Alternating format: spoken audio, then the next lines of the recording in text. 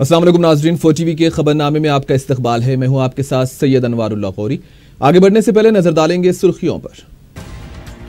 आइंदा मौसम गर्मा तक रियासत में 3 लाख डबल बेडरूम मकानात मुकम्मल किए जाएंगे। तरक्याती कामों के लिए हुकूमत कर्ज ले रही है, KTR का खिताब।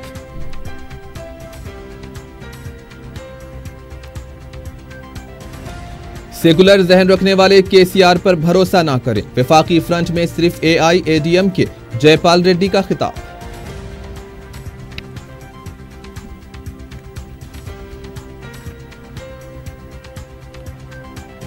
सालम चौक भवानी नगर में गारमेंट्स प्रोडक्शन सेंटर का अकबर ओवैसी के हाथों इफ्तिताह। 45 रोजा कोर्स में खवातीन को खुसूसी फनून की तरबियत।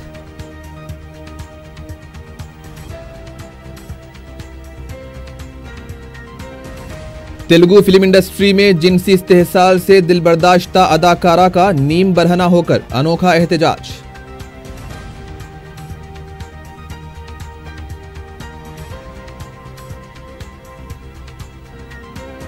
इस्सार नगर में खातून के कत्ल में मुलविस आशना गिरफ्तार। तिलाई जेवरात का सरका करने का भी इंकशाफ।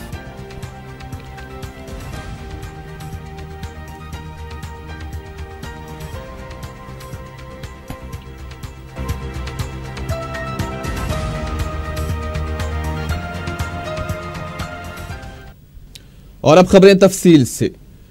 वजीर बलदी नज़्मो नस्ख KT रामा राव ने उप्पल असेंबली हलके में 124 करोड़ रुपये के मुख्तलिफ तरक्याती कामों का संग बुनियाद और इफ्तिताह अंजाम दिया। संगम चीरू में 13 करोड़ 64 लाख रुपये की लागत से तामीर किए गए 176 डबल बेडरूम मकानात को KTR ने मुस्तहक गिरिजनों के हवाले किया। इस मौके पर मुनक्किदा जलसे आम से खिताब करते हुए KTR ने कहा कि आइंदा मौसम गर्मा तक रियासत में 3 लाख मकानात तामीर किए जाएंगे। रियासती वजीर ने कहा कि इंतखाबात के लिए 1 साल का अरसा है और इसी दौरान सियासत से बालातर होकर सबको मिलजुल कर अवाम के लिए काम करना है। इंतखाबात के वक्त अवाम अपना फैसला देंगे। अगरचे कि कोई अवाम के कामों में रुकावट पैदा करेगा तो उसको बख्शा नहीं जाएगा। KTR ने कहा है कि बास पार्टियां हुकूमत के कर्ज लेने पर तनकीद कर रही हैं। हुकूमत कर्ज लेकर गरीब अवाम को मकानात, पीने का पानी फराहम कर रही है। उन्होंने ओहदेदारों को हिदायत दी है कि अवाम के जहनों में डबल बेडरूम मकानात के बारे में अगर कोई शक व शुबा है तो उन्हें संगम चीरू के मकानात का मुशाहिदा करवाएं ताकि अवाम में एतमाद पैदा हो सके। इसके अलावा KTR ने उप्पल असेंबली हलके में सड़कों और सीवरेज लाइन्स के कामों का संग बुनियाद रखा। इस मौके पर वजीर दाखिला N नरसिम्हा रेड्डी, मुकामी रुकने assembly NVS Prabhakar, mayor Ram Mohan और बल्दिया के आला ओहदेदार भी मौजूद थे। ముఖ్యంగా నిర్మాణాత్మకమైన కార్యక్రమాల మీద సాగునీరు, తాగునీరు, గృహ నిర్మాణం, స్లమ్ ఫ్రీ సిటీగా హైదరాబాద్ ని చేసే కార్యక్రమంలో గతంలో ఇక్కడ ఉన్న బస్తీని ఆ రూపురేఖలు మార్చి అద్భుతంగా ఒక ప్రైవేట్ గేటెడ్ కమ్యూనిటీ మాదిరిగా నిర్మాణం చేస్తే అది అప్పైతదా, తప్పైతదా, పెట్టుబడి అయితదా ఒక్కసారి మీరు ఆలోచించాలని చెప్పి నేను కోరుతా ఉన్నాను। ఈ రకమైన అసంబద్ధమైన మాటలతో साबिक मरकजी वजीर जयपाल रेड्डी ने वजीर आला KCR को फिरका परस्त करार दिया है। मीडिया से बात करते हुए उन्होंने कहा कि विफाकी महाज की आड़ में BJP के साथ मुआहदा करते हुए खुफिया काम किया जा रहा है। जयपाल रेड्डी ने कहा कि अपोजिशन किसी भी मसले पर मोदी हुकूमत के खिलाफ होती है तो KCR अपोजिशन के खिलाफ हो जाते हैं। उन्होंने कहा कि पार्लियामेंट में भी वाज़ेह हो चुका है कि KCR के साथ सिर्फ AIADM के पार्टी थी जो पहले से मोदी के हाथों की कठपुतली है।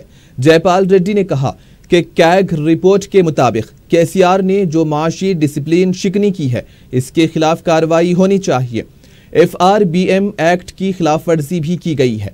मुस्तकबिल में FRBM एक्ट की खिलाफ वर्जी करने वालों के खिलाफ कानून बनाने की जरूरत है। जयपाल रेड्डी ने कहा कि सेकुलर जहन रखने वालों को KCR पर भरोसा नहीं करना चाहिए क्योंकि वो BJP के खुफिया दोस्त हैं। एक सवाल पर जयपाल रेड्डी ने कहा कि अमित शाह कारोबारी शख्स हैं और उन्हें सियासत नहीं आती। मैं TRS कम्युनल पार्टी नहीं कहूंगा, KCR कम्युनल आदमी हैं, ये मेरा भरोसा है, मेरा ये विश्वास है। I believe that is a communal person. वो सब हाईकमांड का जिम्मेदारी है, मेरा नहीं है। मेरा पहले से मानना है केसीआर का जहनियत कुछ भी नाटक करे वो बीजेपी का माफक रहता है, पहले से है। अब यहाँ तेलंगाना में बहुत ही मूवमेंट्स चले ना, प्रोग्रेसिव मूवमेंट्स हैं और पीपल्स मूवमेंट्स हैं और मुसलमान भाई और क्रिश्चियंस हैं। नायब वजीर आला मोहम्मद महमूद अली ने कहा है कि गैर मौसमी बारिश से हुए नुकसानात से मुतासिर होने वाले किसानों की हुकूमत मदद करेगी। मीडिया से बात करते हुए उन्होंने कहा कि जुमा के दिन हुई गैर मौसमी बारिश से आम और धान की फसलों को नुकसान हुआ।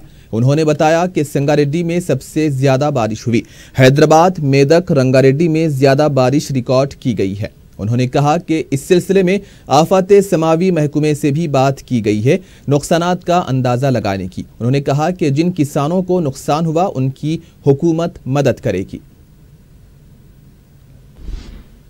बीजेपी के उप्पल के रुकने असेंबली एनवीएस प्रभाकर रेड्डी ने हुकूमत और केटीआर के तारीफ के पुल बांधकर सबको हैरान कर दिया।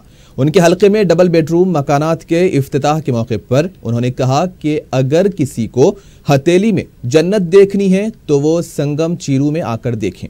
प्रभाकर ने अपोजिशन जमातों को निशाना बनाते हुए कहा कि डबल बेडरूम पर तनकीदें करने वालों को चाहिए कि वो यहां आकर देखें।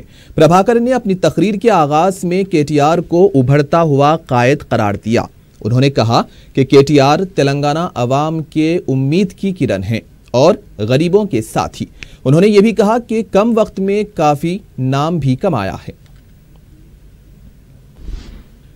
तेलुगु देशम के रुकने असेंबली एस वेंकट वीरैया ने कहा है कि हुकूमत को जामे सर्वे की रिपोर्ट मंजर आम पर लानी चाहिए। मीडिया से बात करते हुए उन्होंने कहा कि एससी, एसटी और बीसी तबकात के लिए मुख्तस करदा फंड्स की रकम को दीगर प्रोग्राम्स के लिए मुंतकिल किया जा रहा है। उन्होंने मुतालबा किया कि एससी, एसटी प्लान के तहत किए जाने वाले बहबूदी प्रोग्राम्स पर एक दिन का खुसूसी इजलास तलब किया जाए। वेंकट वीरैया ने कहा कि एससी, एसटी एक्ट को कमजोर करने की कोशिश की जा रही है। तेलुगु देशम रुकने असेंबली ने गैर मौसमी बारिश से हुए नुकसानात की फौरी पाबजाई का मुतालबा किया।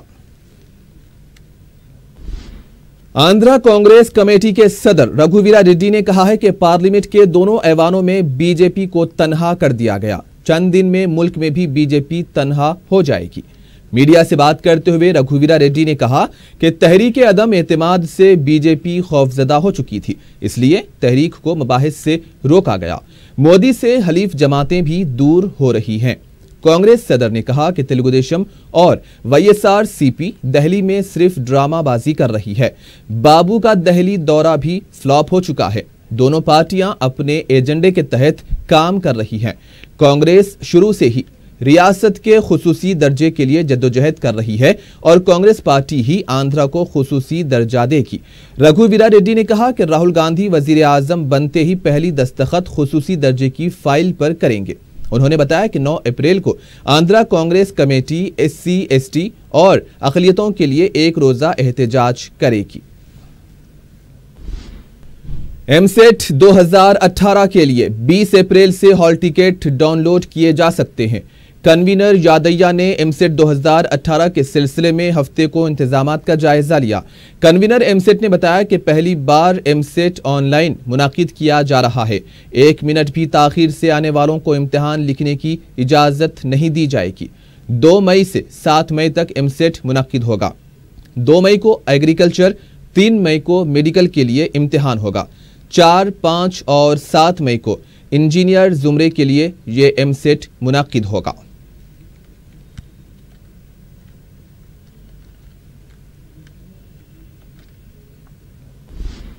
महकमे अक़लियती बहबूद से मुताल्लिक़ मुख्तलिफ नौयत की शिकायत, मशवरे व तजावीज़ की समाअत के लिए व्हाट्सएप ग्रीवेंस नंबर शुरू किया गया है।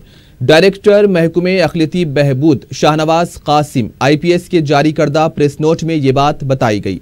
अवाम महकमे अक़लियती बहबूद से मुताल्लिक़ उमूर जैसे over new scholarships, pre matric, post matric scholarships, Shadi Mubarak व दीगर स्कीमात से मुताल्लिक शिकायत, तजावीज़ व मशवरे व्हाट्सएप नंबर 9866800255। नंबर एक बार फिर 9866800255 पर रब्त पैदा कर सकते हुए तजावीज़ व मशवरे दे सकते हैं। ये नंबर सिर्फ व्हाट्सएप पयामात ही वसूल करेगा, फ़ोन पर बात नहीं होगी। दरख्वास्त गुजार अपनी शिकायत, तजावीज़ व मशवरे वगैरह इस नंबर पर व्हाट्सएप करें। उन्हें उनके व्हाट्सएप नंबर पर शिकायत से मुताल्लिक एक रजिस्ट्रेशन नंबर भी दिया जाएगा और इस शिकायत पर क्या कार्रवाई की गई उससे उन्हें वाकिफ भी करवाया जाएगा। इस सहूलत से इस्तिफादा करने की आवाम से ख्वाहिश की गई है। सालम चौक भवानी नगर में कायदे मजलिस अकबरुद्दीन ओवैसी के ड्रीम प्रोजेक्ट यानी के गारमेंट्स प्रोडक्शन सेंटर का आगाज हो गया है। 45 रोजा कोर्स की तकमील के बाद मल्टी ब्रांड कंपनियां और महकमे अक़लियती बहबूद के ताउन से कपड़ों की सिलवाई करवाई जाएगी, जिसे मुल्क व बैरून मुल्क फरोख्त किया जाएगा।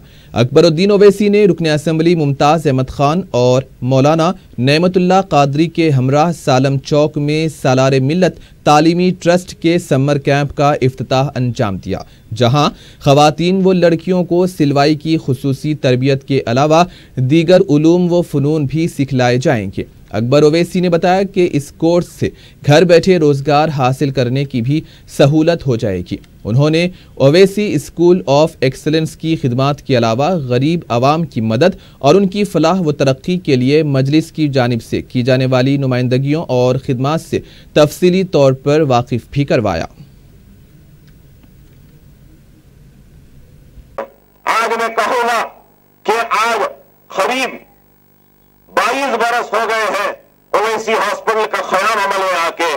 6 अप्रैल का दिन था जब ओवैसी हॉस्पिटल का आगाज हुआ था, तो उस दिन से लेकर आज तक 22 बरस में लोग तनकीद करते रहे, सालारे मिल्लत के उस कारनामे पर उंगलियां उठाते रहे और बोलते रहे कि पैसा कमाने का जरिया बना दिया ये प्रोफेशनल कॉलेजेस के जरिए। लेकिन आज दुनिया देखती है, हमको भी मौका मिलता है हिंदुस्तान के कई दूसरे शहरों में जाने का, लेकिन अफसोस के साथ कहना पड़ता है कि किसी भी रियासत, किसी भी बड़े शहर में ऐसा बड़ा दवाखाना मुसलमानों का नहीं है जो दवाखाना हैदराबाद के मुसलमानों का है, ओवैसी हॉस्पिटल के नाम से जो आज चलाया जा रहा है। आज उस दवाखाने में दिन में 1000 लोग आते हैं आउट पेशेंट में।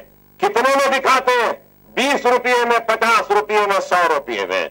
आप बताइए क्या दुनिया का कोई ऐसा दवाखाना है जहां पे इतने सस्ते में इलाज है? न सिर्फ ये बल्कि सालारे मिल्लत ने जो इस काम का आगाज किया था, नकीब मिल्लत बैरिस्टर ओवैसी साहब की सदारत में हमने उस काम को जारी रखा। सालारे मिल्लत ने 1200 बिस्तर का दवाखाना ओवैसी हॉस्पिटल की तामीर का बुनियाद रखा और इतनी बड़ी इमारत खड़ी कर दी।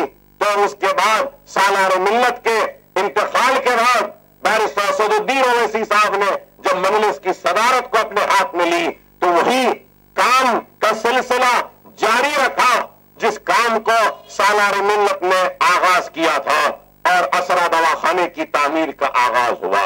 आज से 6-7 बरस पहले असरा दवाखाना एक 50 बिस्तर का दवाखाना था और आज मैं फख्र से कह सकता हूं कि असरा हॉस्पिटल आज 50 या 100 बिस्तर का दवाखाना नहीं बल्कि 2000 बिस्तर का दवाखाना है। 6.5 लाख स्क्वायर फीट में आलीशान इमारत तामीर होकर गरीबों की खिदमत कर रही है और रोजाना असरा हॉस्पिटल में 3000 पेशेंट्स आते हैं आउट पेशेंट में और 20 रुपए का कार्ड बनाकर 3 महीने में 4 मरतबा 5 मरतबा उसी 20 रुपए के कार्ड से दिखाते हैं। लोग समझते थे कि तख्त शाही के लुटने के बाद, सल्तनत आसिरियाई के खात्मे के बाद मुसलमान फिर से नहीं उठ सकता, लेकिन हैदराबाद के गैयूर मुसलमानों ने और गरीब मुसलमानों ने बताया है कि हमारा तख्त चला गया तो कोई बात नहीं, ताज चला गया कोई बात नहीं, जागीर मनसब लुटी कोई बात नहीं, इज्जत इस्मत लुटी कोई बात नहीं, हमारे महलात वीरान हुए कोई बात नहीं, हमने इन सबको लुटाया लेकिन अपने ईमान को लुटने से बचाया और उस ईमान से हमने मजलिस इत्तेहादुल मुस्लिमीन की बुनियाद रखी और मजलिस इत्तेहादुल मुस्लिमीन के जरिए हमने इतने बड़े बड़े काम किए हैं कि दुनिया में इसकी मिसाल नहीं मिलती। कि मैं जब इंतखाबात में 19 बरस पहले आया था तो मासूम बच्चों के हाथ में कलम और किताब थमाने का वादा किया, तो उसके साथ एक और एक वादा था कि उस वक्त तक अपने कामयाबी का जश्न नहीं मनाऊंगा, फूल नहीं पहनूंगा जब तक के 100 गरीब यतीम बच्चियों की और गरीब बच्चियों की शादी नहीं करवाऊंगा, उस वक्त तक फूल का हार नहीं पहनूंगा। और कई बरस तक आज भी कई गरीब आते हैं मेरे पास, मैं कार्ड देता हूं जाओ सामान ले लेने के लिए, लेकिन उसके बाद जब कामयाब हुए हम तो अल्हम्दुलिल्लाह मजलिस इत्तेहादुल मुस्लिमीन की वजह से राजशेखर रेड्डी के दौर में मजलिस के मुतालबे पर इज्तिमाई शादियों का आगाज हुआ। फिर इज्तिमाई शादियां शुरू हुई तो लोग मुझे बोले अकबर साहब इज्तिमाई शादियों में हम अपने बच्ची को लाकर बिठाने में शर्मिंदगी महसूस करते हैं कि बच्चे वाले इनकार करते हैं इज्तिमाई शादी में आने के लिए।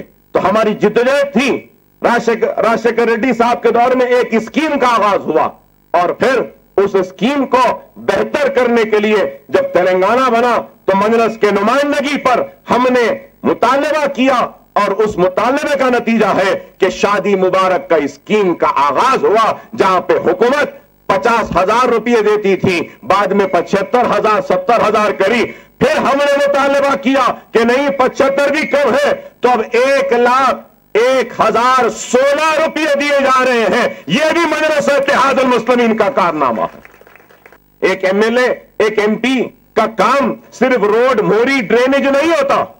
मैं हर तकरीर में कहता था कि अकबर ओवैसी रोड मोरी या लाइट का गोला डालने के लिए एमएलए सिर्फ यह काम के लिए नहीं बना है, बेशक यह काम करना है, लेकिन इसके साथ साथ एक एमएलए एमपी का काम होता है कि तालीम की तरफ काम करे, सेहत के मैदान में काम करे, बेरोजगारी को दूर करने के मैदान में काम करे, हमारी बच्चियों की शादियों के लिए काम करे, अच्छे तरबियत के लिए काम करे। मजलिस ने एक नई सिमत दी खिदमत, अवामी खिदमत को। अवामी खिदमत का मतलब यह नहीं है कि टूटी हुई रोडों को बना दे, बहते हुए मोरियों को बना दे, बुझते हुए स्ट्रीट लाइट्स में रोशनी डाल दे। हां यह काम है जरूर, लेकिन इसके साथ साथ अगर कौम के मिजाज को तब्दील करना है, कौम में एक इनकलाबी तब्दीली लाना है, तो हमको इल्म के जेवर से आरास्ता करना होगा। एक घर बनाने में इंसान की पूरी जिंदगी लग जाती है। अरे आज हमारे 9 स्कूल हैं, 9 स्कूल कोई मामूली बात है। एक स्कूल 10-10, 15-15 करोड़ की लागत से बना हुआ 7-7 मंजिला इमारत। ये आया पैसा, लोग इल्जाम लगाते हैं कि ये लोग का क्या है, बहुत पैसा है, खाते रहते। अरे अगर खाए तो फिर ये कहां से आया? अगर खाने वाले होते तो मेरा महल होना था, खाने वाले होते तो ये इमारत नहीं होती, स्कूलों की इमारत नहीं होती, खाने वाले होते तो इतने बड़े दवाखाने नहीं होते। ये कहां से आए बताओ? और हम पर इल्जाम लगाने वालों से मैं कहूंगा कि इल्जाम लगाओ, तुम्हारा हक है, बराबर लगाओ। मुकाबला हमसे करना है, जरूर करो, यह भी तुम्हारा हक है, करो। हमारे खिलाफ आना है, आओ जरूर, लेकिन मैं कहूंगा कि मजलिस ने एक दवाखाना बनाया है, तुम भी ऐलान कर दो कि हम 10 दवाखाने बनाएंगे। हमने इतने स्कूल बनाए, तुम भी ऐलान करो हम भी ऐसे स्कूल बनाएंगे।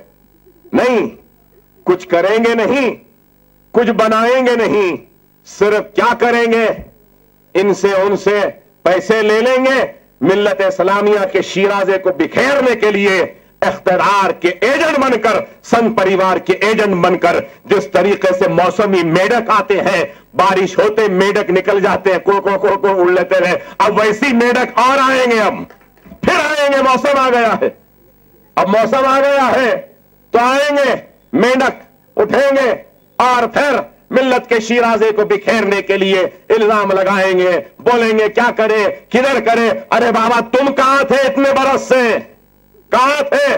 कहीं नहीं, बस आना, खड़े रहना, मिल्लत के शीराजे को बिखेर देना और चले जाना। आपको पहचानना होगा हकीकी दोस्त को, हकीकी दुश्मन को। ये नशे में नगर, तालाब कट्टा, ये इलाका चंद्रायन गुट्टे में नहीं आ जाएगा, खुदपुरे में, लेकिन मैं ये कहूंगा कि आज भी ये मेरा ही हल्का है, ये मेरे ही अवाम है, मैं आप ही का हूं। क्योंकि मजलिस इत्तेहादुल मुस्लिमीन की सबसे बड़ी कामयाबी जो थी वो थी 99 की इंतशार के खात्मे की, जिस कामयाबी में आपने रोल अदा किया है, आपकी वजह से हम उस एहसान को कभी भुला नहीं सकते। शहर में जुमा की रात गर्ज व चमक और तूफानी हवाओं के साथ हुई बारिश से दर्जे हरारत में कमी हुई, जिससे आवाम को कुछ राहत हासिल हुई। बारिश की वजह से दोनों शहरों में गर्मी से जहां आवाम को राहत मिली, तो वहीं रात में कई घंटों तक बरकी मजदूदी से भी आवाम को मुश्किलात का सामना करना पड़ा। मुख्तलिफ मुकामात पर दरख्त और होर्डिंग्स गिरे हुए देखे गए। सड़कों पर पानी का तेज बहाव भी देखा गया। बास गाड़ियां पानी में डूबी हुई भी नजर आई। नशेबी इलाकों में पानी जमा देखा गया। हफ्ते की सुबह तक कई इलाकों में बरकी सरबराही बहाल नहीं हो पाई थी। अवाम ने शिकायत की है कि बरकी दफातर को फोन करने पर भी कोई रद्द अमल नहीं मिल रहा था। जुमा की बारिश अवाम के लिए राहत के साथ साथ जहमत भी साबित हुई।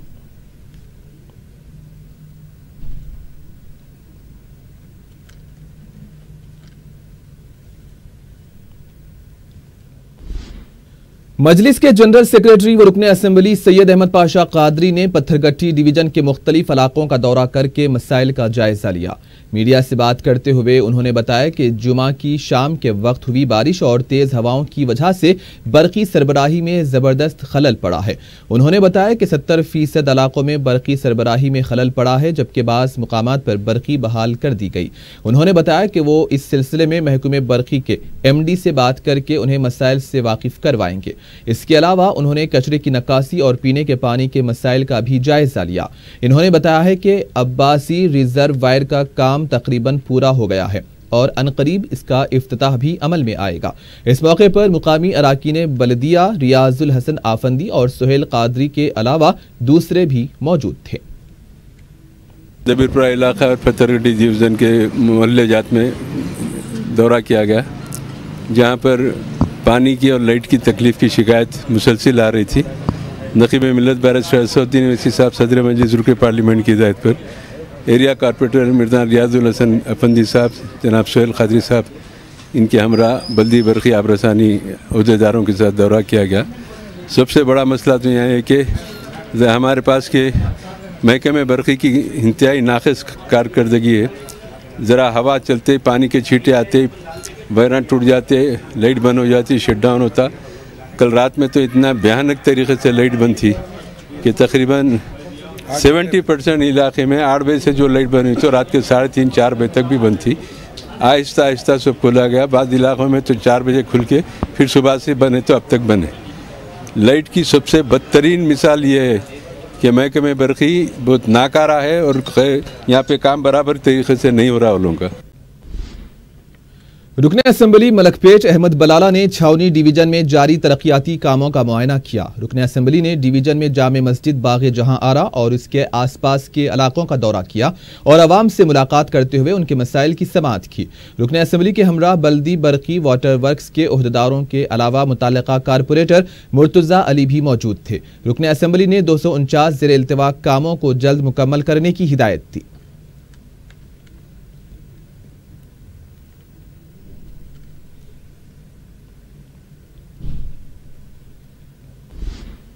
मोची संगम नामी तंजीम के जिम्मेदारों ने दारुस्सलाम में सदर मजलिस बैरिस्टर ओवैसी से मुलाकात की और उन्हें अपने मसाइल से वाकिफ करवाया। मोची संगम ने 14 अप्रैल को बहादुरपुरा में उनकी जानिब से मनाई जाने वाली अम्बेडकर जयंती तकारीब में शिरकत की मजलिसी कायदीन को दावत दी है और इस सिलसिले में मुताल्लिका रुकने असेंबली मौज़म खान को दावतनामे हवाले किए।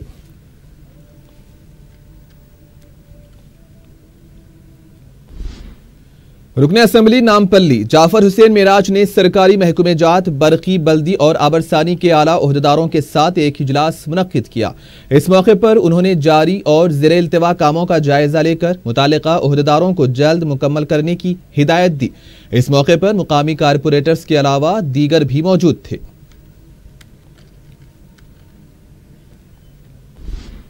सदर मजलिस बैरिस्टर ओवैसी ने महाराष्ट्र के मुंब्रा में मजलिस इत्तेहादुल मुस्लिमीन के मुकामी सदर की हैसियत से रऊफ लाला को नामजद किया है।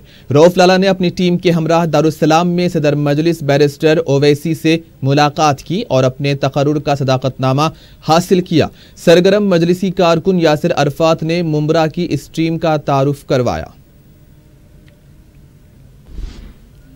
रुकने असेंबली मलकपेट अहमद बलाला ने शादी मुबारक स्कीम के तहत और कल्याण लक्ष्मी स्कीम के तहत चेक्स की तकसीम मुस्तहक खानदानों में अमल में लाई, जिनमें 24 चेक्स कल्याण लक्ष्मी और माबाकी शादी मुबारक स्कीम के तहत तकसीम किए गए। इस मौके पर मजलिस के जिम्मेदार भी मौजूद थे।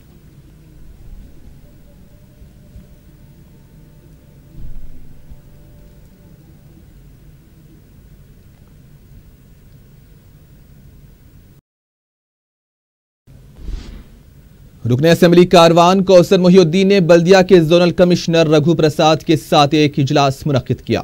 इस मौके पर बल्दिया के जारी और ज़ेरे इल्तिवा प्रोजेक्ट्स के बारे में बात की गई। अलावा अजी उन्होंने कटोरा हाउस और दक्कन पार्क लंगर हाउस में कामों का भी जायजा लिया। जैसे कमिश्नर बल्दिया ने अपने दौरे के दौरान जल्द से जल्द मुकम्मल करवाने का तयक़ुन दिया था, लेकिन ताहाल उन कामों को शुरू तक नहीं किया गया।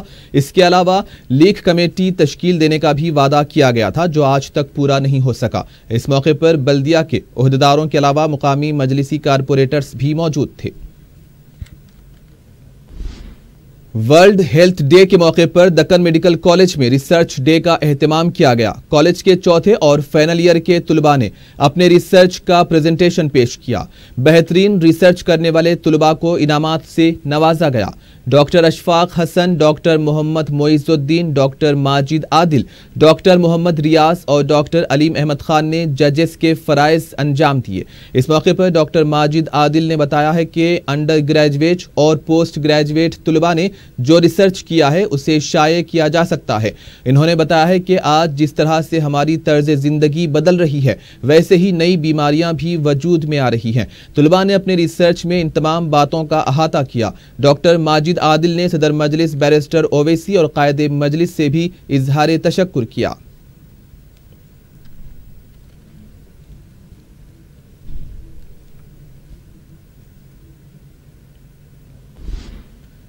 तेलुगु फिल्मों की अदाकारा श्री रेड्डी ने हैदराबाद के फिल्म नगर में Telugu film chamber of commerce के दफ्तर के सामने बरहना होकर हलचल मचा दी। श्री रेड्डी तेलुगु फिल्म इंडस्ट्री में लड़कियों के इस्तेहसाल का इल्जाम लगाती आ रही हैं। उन्होंने ये भी इल्जाम लगाया था कि कई प्रोड्यूसर्स और डायरेक्टर्स ने उनका जिनसी इस्तेहसाल किया है। मुतासिरा अदाकारा मूवी आर्टिस्ट एसोसिएशन की उन्हें रुकनियत ना दिए जाने के खिलाफ भी बरहम थी। श्री रेड्डी ने 3 फिल्मों में काम किया है। जैसे ही वो Telugu film chamber of commerce के दफ्तर पहुंची, उन्होंने वहां अपने कपड़े उतार दिए। अदाकारा का इल्जाम था कि कई प्रोड्यूसर्स ने उनकी बरहना तस्वीर मंगवाई थी और उनसे वादा किया था कि वो उन्हें फिल्म में काम देंगे, लेकिन उनके साथ धोखा किया गया। उनका ये भी कहना था कि उन्हें कई बार बरहना तस्वीर भेजने के लिए दबाव भी डाला गया था। बाद में पुलिस मुकामे वाक़े पर पहुंच गई और श्री रेड्डी को वहां से हटा दिया। पुलिस का कहना था कि इस तरह का एहतजाज करना मुनासिब नहीं है। अगर किसी ने इस्तेहसाल किया है तो उसके खिलाफ शिकायत भी दर्ज करवाई जा सकती है। एसआर नगर पुलिस ने एक खातून का बेदर्दी से कत्ल करने के इल्जाम में एक शख्स को गिरफ्तार किया है। Additional DCP M Venkateswarlu ने मीडिया को बताया कि एक शिकायत पर कार्रवाई करके रियासत आंध्र प्रदेश के मुतवत्तिन 28 साला पी प्रकाश को गिरफ्तार किया गया है, जिसने 2 अप्रैल को 28 साला खातून सोमिया का उसके फ्लैट वाक़े स्वराज आर्कट नंदा नगर में कत्ल करके लाश को जला दिया था। उन्होंने बताया कि पुलिस की तहकीकात पर इस बात का पता चला है कि मुतवफ़िया खातून बेंगलुरु की रहने वाली थी। उसकी शादी एक शख्स नागा भूषणम से हुई थी। मुतवफ़ी खातून के मुल्जिम पी प्रकाश के साथ नाजायज़ ताल्लुकात हो गए थे, जो उसके शौहर की कंपनी में काम करता था। उन्होंने बताया कि मुल्जिम प्रकाश और मुतवफ़िया खातून का शौहर जब आसाम की कंपनी में काम कर रहे थे तो ये दोनों वहां तन्हाई में एक दूसरे से कई दफ़ा मिला करते थे। उन्होंने बताया कि मुल्जिम प्रकाश ने कर्ज के बोझ से नजात पाने के लिए सोमिया के तलाई जेवरात हासिल करने का मंसूबा बनाया, लेकिन सोमिया ने जब अपने जेवरात देने से इनकार कर दिया तो मुल्जिम प्रकाश ने उसके सर पर आहनी सलाख से वार करते हुए रेजर ब्लेड से उसका गला काट दिया और तेल डालकर उसको जला दिया और वो उसके तलाई जेवरात लेकर मुकामे वाक़े से फरार हो गया। इसने मसरूक़ा तलाई जेवरात को अपने एक दोस्त की मदद से हैदरनगर की एक फाइनेंस कंपनी में रहन पर डाल दिया। चादरघाट पुलिस ने मोटरसाइकिलों के एक आदि सारिक को गिरफ्तार किया है। एसीपी सुल्तान बाजार पुलिस डॉक्टर चेतना ने मीडिया को बताया कि पुलिस ने गौसनगर बंडलागुड़ा के रहने वाले मोहम्मद नवाज उर्फ नासिर को गिरफ्तार किया। इन्होंने बताया कि तलाशी मुहिम के दौरान नवाज के पास उसकी मोटरसाइकिल के दस्तावेजात मौजूद नहीं थे, जिस पर पुलिस ने इसकी तफ्तीश की तो वो एक सारिक निकला। उन्होंने बताया कि मुल्जिम जाली कुंजियों की मदद से मोटरसाइकिलों के कुफल खोलकर सरका किया करता था। उन्होंने ये भी बताया कि मुल्जिम के खिलाफ चादरघाट, सैबराबाद और रच्चाकुंडा पुलिस हुदूद में 9 केसेस दर्ज हैं। पुलिस ने मुल्जिम के कब्जे से 4 मोटरसाइकिलें बरामद कर ली हैं। और आखिर में सुर्खियों पर एक और नजर। आइंदा मौसम गर्मा तक रियासत में 3 लाख डबल बेडरूम मकानात मुकम्मल किए जाएंगे। तरक्याती कामों के लिए हुकूमत कर्ज ले रही है, केटीआर का खिताब।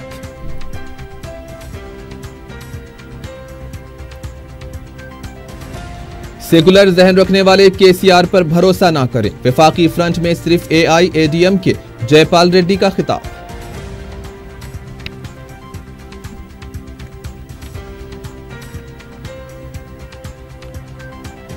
सालम चौक भवानी नगर में गारमेंट्स प्रोडक्शन सेंटर का अकबर ओवैसी के हाथों इफ्तिताह। 45 रोजा कोर्स में खवातीन को खुसूसी फनून की तरबियत।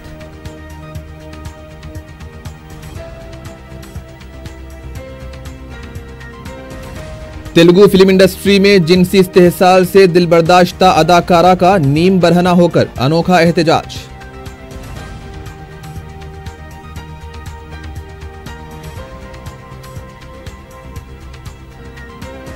इस्सार नगर में खातून के कत्ल में मुलविस आशना गिरफ्तार। तलाई जेवरात का सरका करने का भी इंकशाफ।